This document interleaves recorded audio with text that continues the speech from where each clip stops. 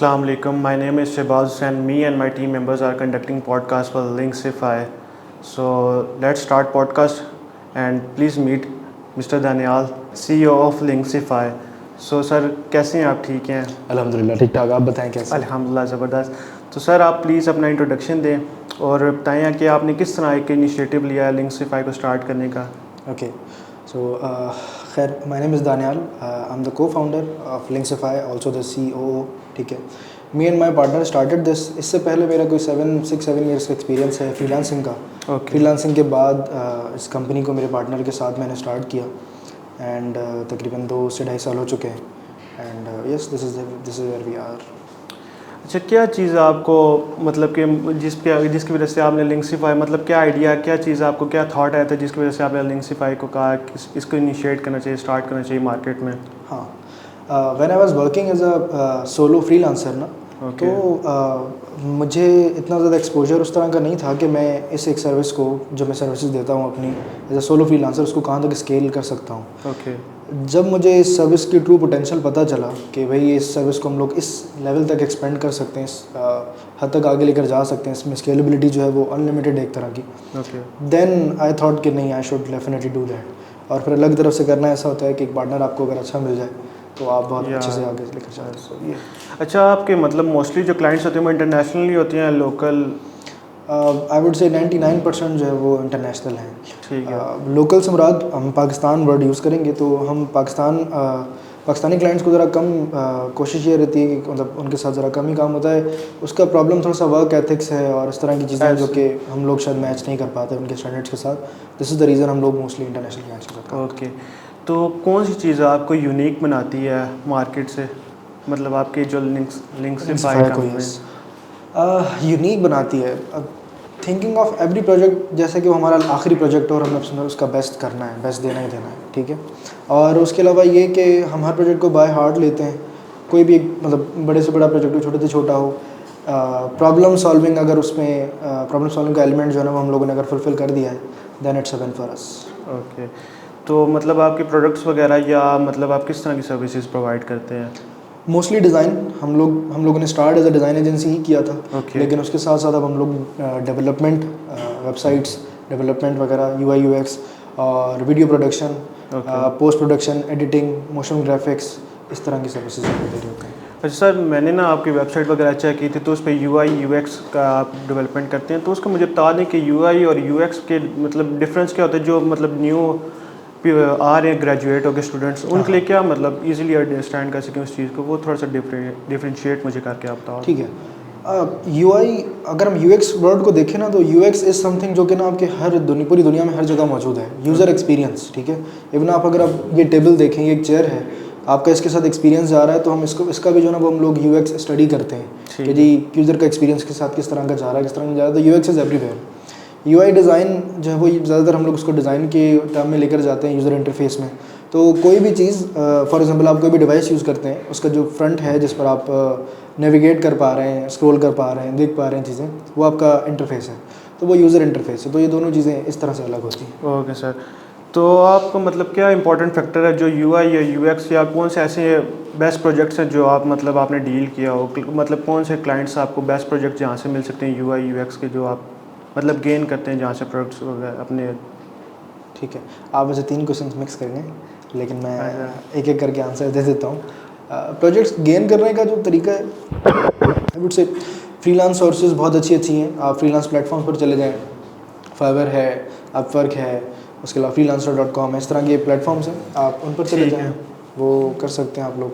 वरना प्रोजेक्ट्स की मैं बात करूँ, प्राउड प्रोजेक्ट्स की, तो वो बड़े अच्छे हमारे प्रोजेक्ट्स रहे हैं। Recently we work with Hamza Bhatti, उनके साथ एक बड़ा अच्छा प्रोजेक्ट हमारा रहा था। उसके अलावा इंटरनेशनल क्लाइंट्स के साथ हमारे कुछ इसने सक्सेसफुल प्रोजेक्ट्स रहे कि they were able to raise some investments, they were able to boost their conversions, उनकी सेल्स वगैरह इस तरह से इंक्रीज हुई थी, तो बड़ा अच्छा एक रहा। ये ठीक है, आप किस तरह एक ट्रू ब्रांडिंग को, मतलब आप क्या कहते हैं कि लोगो ही आपका ट्रू ब्रांडिंग होता है, या आपकी अपने प्रोजेक्ट्स वगैरह, अपनी स्किल्स वगैरह ही आपकी ट्रू ब्रांडिंग होती है किसी कंपनी की, पर्टिकुलर कंपनी की? Logo is not the only part of the brand. ठीक है, logo is just a face. ठीक है, ओवरऑल एक्सपीरियंस किसी भी एक ब्रांड के साथ, किसी भी एक प्रोडक्ट के साथ किसी पर्सन का जब जाता है ना, वो उस कंपनी की ब्रांडिंग को डिफाइन करता है फ्रॉम स्टार्ट टू एंड। तो दैट इज़ ब्रांडिंग एक्चुअली। तो ये है, मैं ये कहूँगा।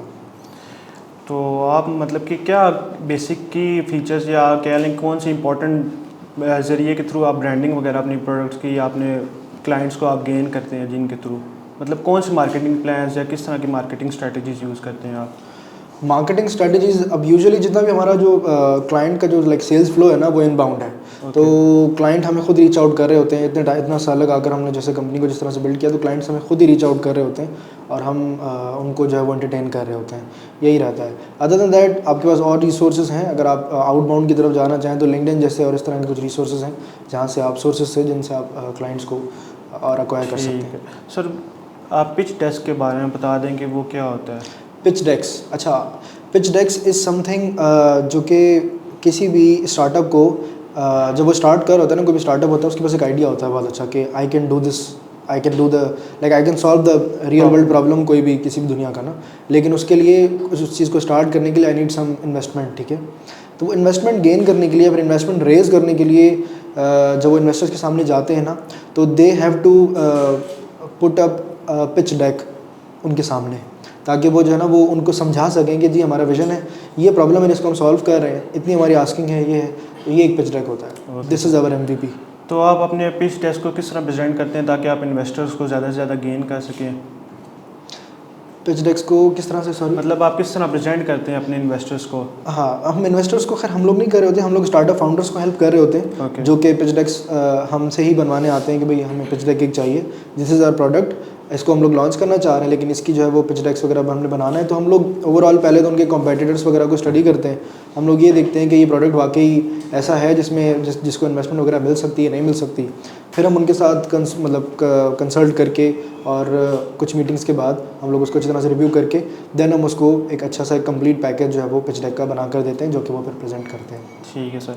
तो सर अब भैया हमें आपने इस तरह क्वेश्चन पूछने हैं कि जो आने वाले मतलब स्टूडेंट्स वगैरह हैं इस फील्ड में, तो उनके लिए बेनिफिशियल हो, जैसे कि आप क्या मतलब स्टूडेंट को गाइड करना चाहिए, वो अगर इस फील्ड में आ रहे हैं तो उनको क्या इनिशिएटिव्स वगैरह लेने चाहिए? डिज़ाइन में अगर कोई पर्सन आता है तो यस डेफिनेटली आए, बिल्कुल आए। मेरा हमेशा जितने भी नए मेरे जूनियर्स होते हैं या फिर इंटर्न्स होते हैं जो हमारे पास भी हमें ज्वाइन करते हैं ना, तो मैं उनको कहता हूँ अच्छा देखो। जो इंसान अच्छा देखना समझ सकता है ना, और अच्छा देखता है जितना ज़्यादा, उतना ही वो अच्छा करता भी है। तो डिज़ाइन की फील्ड में भी यही है कि आप जितना ज़्यादा अच्छे डिज़ाइंस को अपनी आंखों के आगे से गुजारेंगे ना, उतना ही वो आपकी मेमोरी में, आपकी फाइल्स में एक तरह से सेव होते चली जाती हैं। Then you are able to design well. ठीक है सर। और कौन सी सॉफ्ट स्किल्स या मतलब क्या कम्युनिकेशन स्किल्स वगैरह हमें चाहिए होंगी इसके लिए, अच्छी communication skills? Open to feedback, open to criticism is very important. जब आप एक नया डिज़ाइनर बनते हैं ना, तो एक तो चले होता है बिल्कुल एक नया डिज़ाइनर, लेकिन एक पर्सन होता है ना जिसने 3-4 मंथ गुजार लिए होते हैं, 6-7 मंथ गुजार लिए होते हैं, that person starts to think कि भाई मैं जो डिज़ाइन कर रहा हूँ मैं अच्छा कर रहा हूँ। तो उस एक टाइम पर ही वो एक टाइम होता है जब उस पर्सन को ये समझ लेना चाहिए कि मैं जो कर रहा हूँ मुझे बिल्कुल भी नहीं आता। तो वो फीडबैक जितना भी उसको मिले वो उसको मैक्सिमम बेस में गेन करे और उसको अप्लाई करे अपने नेक्स्ट किसी भी प्रोजेक्ट में, नेक्स्ट डिज़ाइंस में। ये चीज़ बड़ी इंपॉर्टेंट है।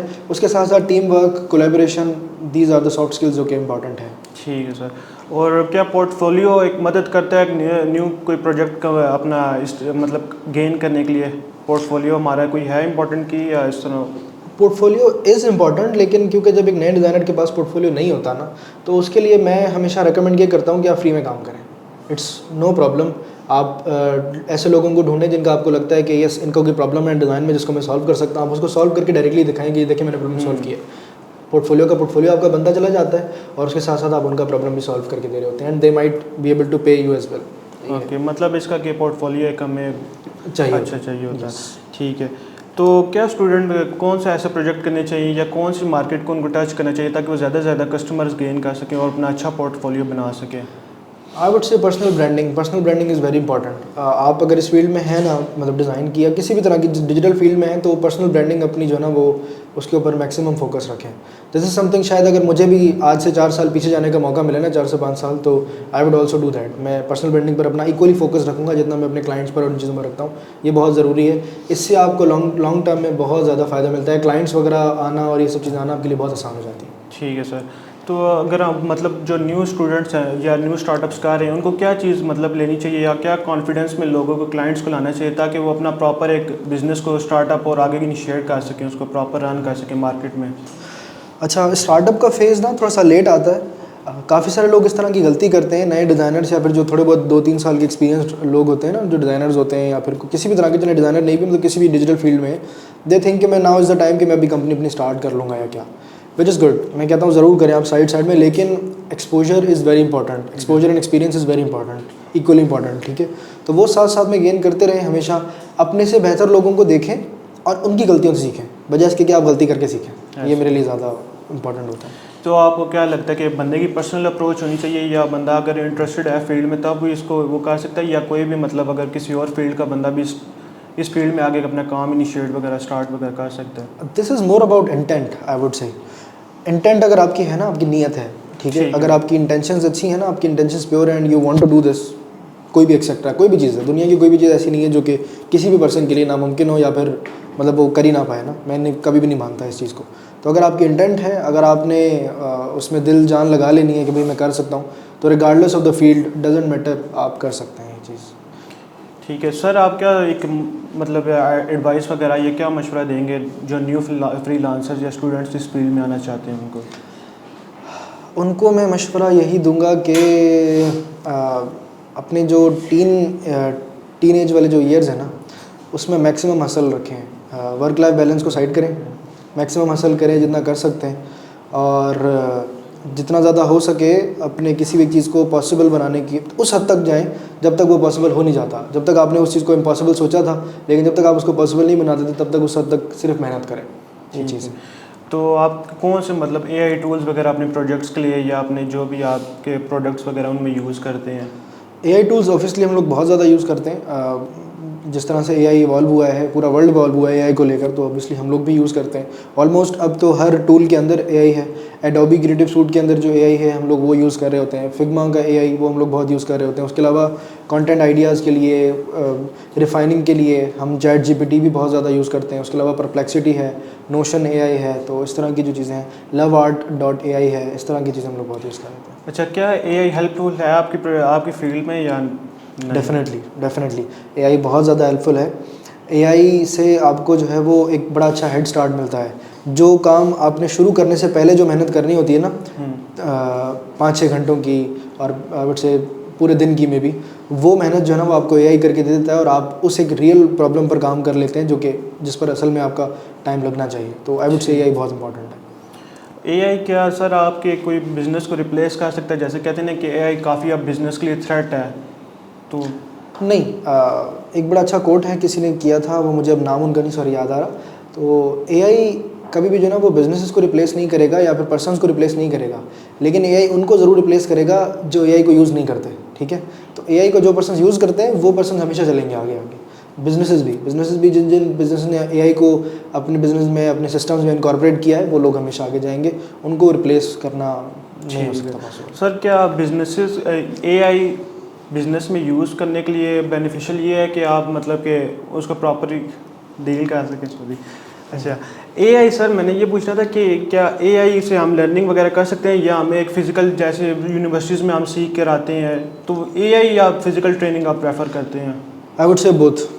आज के दौर में यही तो फ़ायदा है एआई का कि आप दोनों चीज़ें साथ कर सकते हैं। आप उस चीज़ को नहीं छोड़ें जो ऑलरेडी आपकी चलती हुई आ रही थी, आप उसको एआई को साथ में इनकॉर्पोरेट करें अपनी डेली लाइफ में यूज़ करें। ये ज़्यादा ज़रूरी है। काफ़ी सारे लोग यही सोचते हैं कि हम यूनिवर्सिटी स्किप करके इस तरह की चीज़ों में चले जाएंगे या क्या, लेकिन मैं कहता हूँ कि ये ठीक उस तरह से नहीं है जिस तरह से आप समझते हैं। यूनिवर्सिटीज़ या फिर इस तरह के जो फिजिकल एक्सपीरियंसेस हैं ना, ये जो आपको एक्सपोजर देते हैं, ये आपको घर बैठकर एआई के आगे या जीपीटी की जो एक चैट है ना, वो नहीं दे सकती। ठीक है सर, अब रैपिड क्वेश्चन कुछ आपसे करेंगे, 1 वर्ड आंसर होगा आपका, ठीक है। कि आप क्या डिफाइन करना चाहते हैं लिनक्सिफाई in 1 word?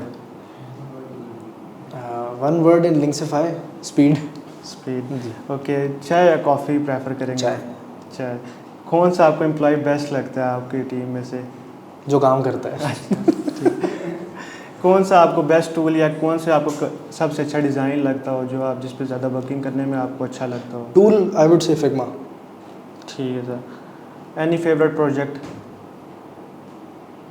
Every project is my favourite, तो नहीं मैं नहीं कह सकता। चले कोई आप क्लोजिंग क्वेश्चंस की तरफ हम जाते हैं, तो आप क्या फाइनल मैसेज देना चाहेंगे आने वाले आवाम को या जो भी लोग इस फील्ड में करंटली वर्क कर रहे हैं?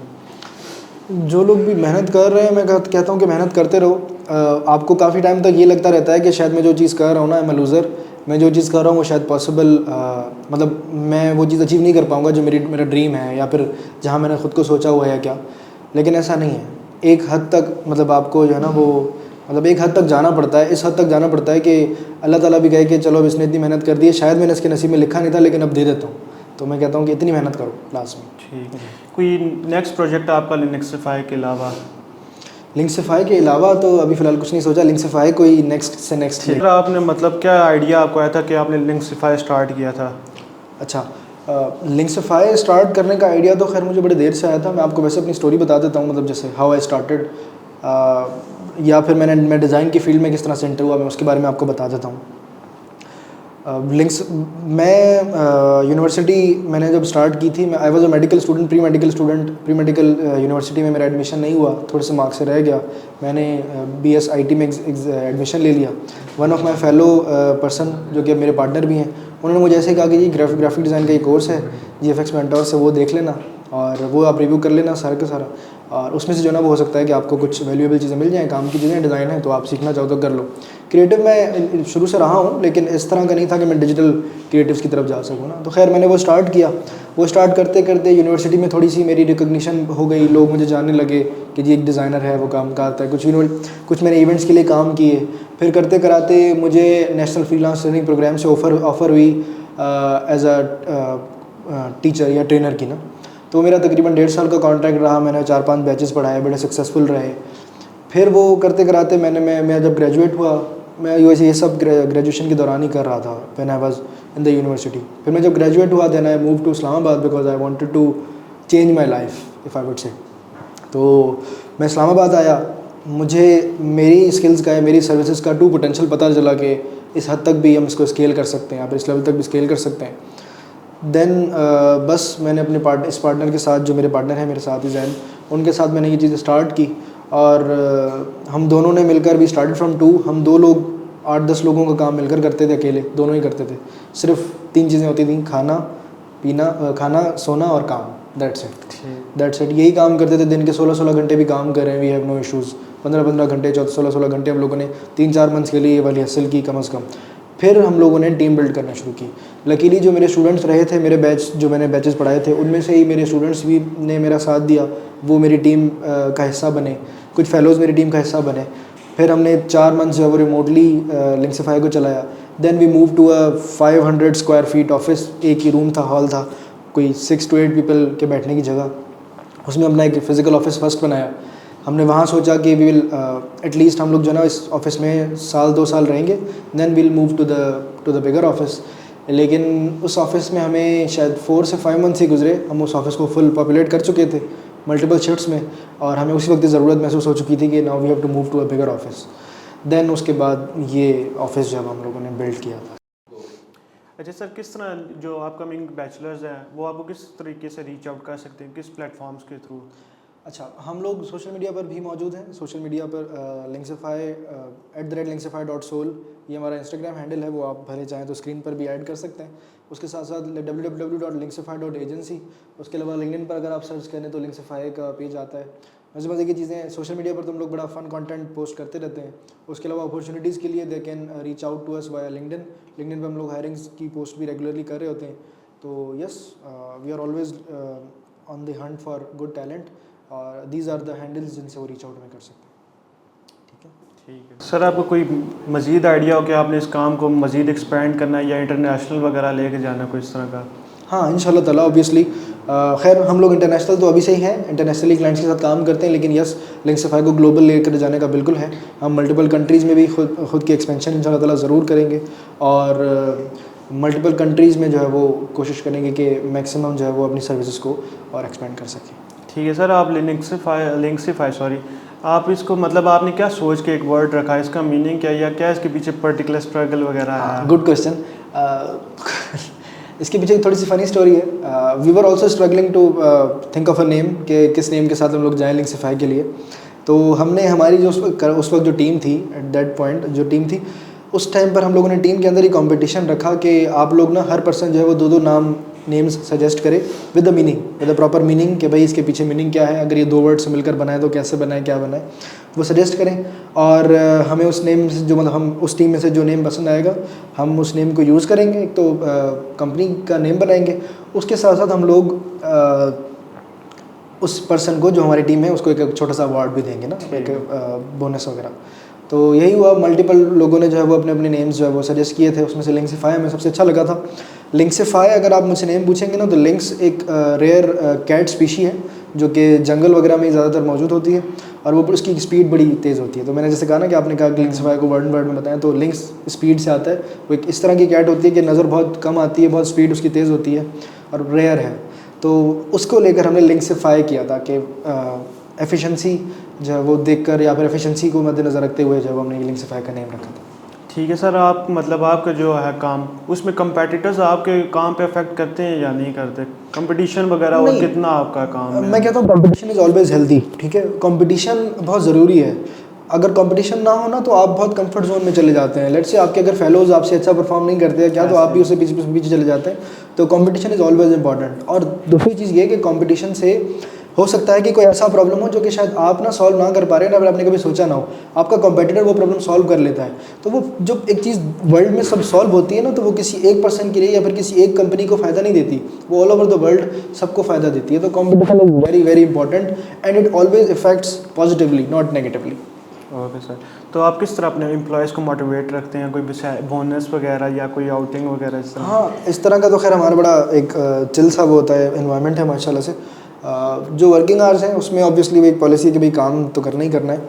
उसके साथ साथ फ्राइडे मेल्स हैं, फिर इवेंट्स और एक्टिविटीज़ बहुत रेगुलरली चलती रहती हैं, बर्थडेज़ ये वो इस तरह की चीज़ें, फिर ट्रिप्स कभी कभी चलते रहते हैं। अभी जैसे हमारे दिसंबर में ट्रिप आ रहा है, तो ये चीज़ें रहती हैं। साथ साथ में क्वार्टरली बोनसेस भी होते हैं, अलाउंसेस और बोनसेस वगैरह भी इनके लिए रहते हैं, रिकग्निशन और अवार्ड्स, कुछ इस तरह की जो चीज़ें हैं, मतलब जैसे star of the month, quarterly performer of the month, इस तरह की चीज़ें, राइजिंग टैलेंट जो न्यू आने वाले होते हैं उनको।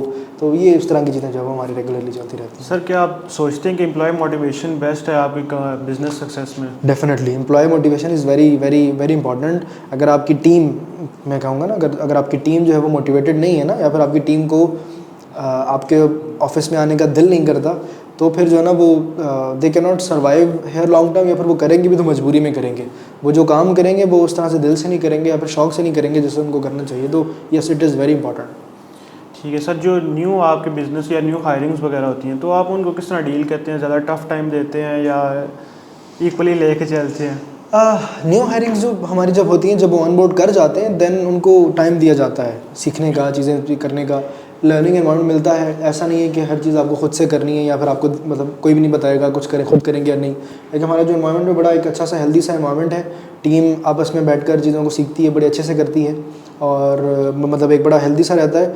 और उनको एक अच्छी खासी विंडो दी जाती है कि आप इस विंडो में खुद के स्किल्स को अच्छे से पॉलिश करें और अडेप्ट करें हाउ कंपनी वर्क्स। और उसके साथ साथ उनको क्रिएटिव फ्रीडम भी दी जाता है, क्योंकि मुझे लगता है कि हर आने वाला पर्सन, इवन वो जूनियर हो या सीनियर हो, वो कोई ना कोई वैल्यू ज़रूर ऐड करता है आपकी टीम में, ठीक है।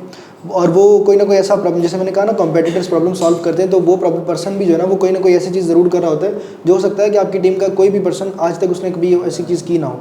तो इसलिए क्रिएटिव फ्रीडम भी बहुत ज़रूरी होता है, तो वो हम उस पर भी इक्वली फोकस रखते हैं। ठीक है सर, तो स्वॉट एनालिसिस में स्ट्रेंथ आपकी क्या होगी बिजनेस की? स्ट्रेंथ आई वुड से हमारी स्ट्रेंथ बिजनेस में स्पीड ही है। हमने अक्सर जो हमारे लिए जो बहुत अच्छे प्रोजेक्ट सक्सेसफुल रहे ना, वो हमने ऐसे टाइम पर इतने बड़े बड़े स्टार्टअप फाउंडर्स को या फिर बिजनेसमैन्स को हेल्प किए जिस एक टाइम पर शायद उनके लिए कोई भी अवेलेबल नहीं था। और उस एक टाइम पर ना हम लोगों ने उनको एक ओवरनाइट जो है वो उनके प्रॉब्लम्स को सॉल्व करके दिया है, जिसकी वजह से उनके लिए आया। तो स्ट्रेंथ आई वुड से स्पीड और अटेंशन टू डिटेल। यस। और सर, वीकनेस आपके ऑफिस की या बिजनेस की क्या होगी? वीकनेस मुझे लगता है कि हम आइडेंटिफाई इतना ज़्यादा अच्छे से नहीं कर सकते, हमारे सामने वाले लोग ज़्यादा अच्छे से कर सकते हैं। तो एज सच मैंने अभी तक कुछ उस तरह की वीकनेस आइडेंटिफाई नहीं की है। अपॉर्चुनिटीज़ क्या होंगी आपके लिए या आने वाले न्यू जनरेशन जो इस फील्ड में इंटरेस्टेड है उनके लिए? हमारे लिए तो एक्सपेंशन है opportunity. We want to expand as much as possible, as soon as possible. जितना हो सकेगा इंशाल्लाह ताला हम ज़रूर करेंगे, लेकिन उसके साथ साथ हम इस चीज़ पर भी फोकस रखते हैं कि हम एक्सपेंशन की तरफ जाएँ तो हम अपने जो करंट क्लाइंट्स हैं उनको ना ख़राब करें, उनके लिए कोई प्रॉब्लम्स ना बने, और जो स्टैंडर्ड्स हम लोगों ने मेंटेन किए हैं हम हमेशा उससे ऊपर जाएं, उससे नीचे ना जाएं। तो ये है। तो मैं आने वाली जनरेशन को भी यही कहूँगा कि अपॉर्चुनिटीज़ तो ऑब्वियसली वर्ल्ड में बहुत ज़्यादा है। आप किसी भी चीज़ पर काम करते हैं तो अपने स्टैंडर्ड्स को एक मेंटेन करके रखें और कोशिश करें कि आपका हर आने वाला दिन जो है ना वो अपने पिछले दिन से बेहतर हो। ठीक है, जैसे आपने कहा कि अपॉर्चुनिटीज़ काफ़ी अभी जैसे हमारी जो जनरेशन है वो कहती है कि पाकिस्तान में काम नहीं है, आप जो है किसी फॉरेन कंट्री में मूव करें, वहाँ पे आपके लिए अपॉर्चुनिटीज़ हैं। क्या आप कहते हैं कि पाकिस्तान में अपॉर्चुनिटीज़ हैं या नहीं है? आई फुली डिसएग्री कि पाकिस्तान में काम नहीं है। हम लोगों को हायरिंग्स में भी प्रॉब्लम्स होती हैं। आपको पता है क्यों प्रॉब्लम्स होती हैं? क्योंकि हम लोग वो क्वालिटी टैलेंट जो है ना वो फाइंड नहीं कर पाते, कोई इस तरह का पर्सन नहीं फाइंड कर पाते जो कि इंटरनेशनल स्टैंडर्ड्स को मीट करता हो। तो मुझे लगता है कि स्किल्स को अभी भी और भी पॉलिश करने की ज़रूरत है। इस तरह की स्किल्स को लेकर जाने की ज़रूरत है जो इंटरनेशनल स्टैंडर्ड्स को मीट करे, ना कि पाकिस्तानी या फिर लोकल स्टैंडर्ड्स को मीट करे।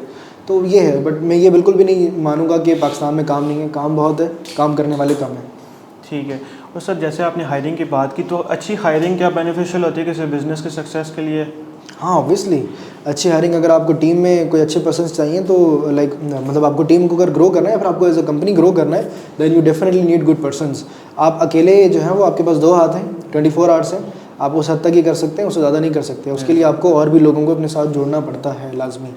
ठीक है सर। और थ्रेट्स क्या होंगे आपके बिज़नेस के लिए? Threats adaptation.